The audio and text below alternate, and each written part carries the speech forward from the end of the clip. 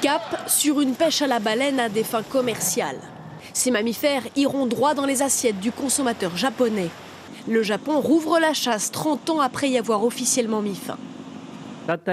Dès juillet prochain, nous chasserons la baleine dans les eaux territoriales japonaises et dans notre zone économique.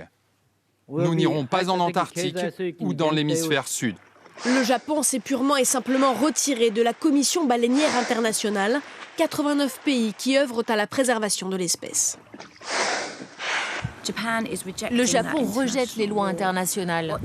Cette chasse, c'est une pratique de pirate et cela doit être condamné par la communauté internationale. En réalité, depuis 1986, le Japon n'a jamais cessé de pêcher, officiellement pour raisons scientifiques.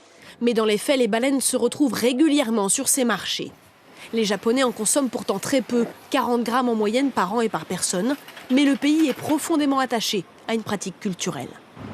Au Japon, de nombreuses personnes comme moi ont l'habitude de manger de la viande de baleine depuis leur enfance. Le Japon justifie sa décision par une abondance de certaines espèces de baleines et promet de respecter des quotas de pêche, illusoires pour les associations écologistes. Ce sont des individus qui vivent très longtemps, qui se reproduisent très tardivement.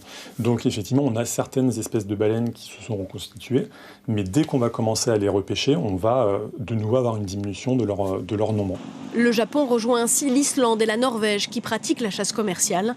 La saison dernière, les pêcheurs nippons ont tué 600 baleines.